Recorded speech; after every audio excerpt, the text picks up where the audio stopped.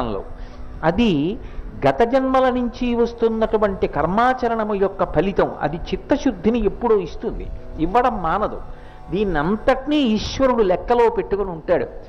ఇలా ఇవ్వగలిగినటువంటి వాళ్ళు, ఈ జ్ఞానం వైపుకి నడిపించేటటువంటి వాళ్ళు నలుగురు ఉంటారు అని చెప్పింది శాస్త్రం. వాళ్ళని గురు శబ్దం చేత పిలుస్తారు. ఈ నలుగురు గురు శబ్దానికి అర్హత పొంది ఉంటారు.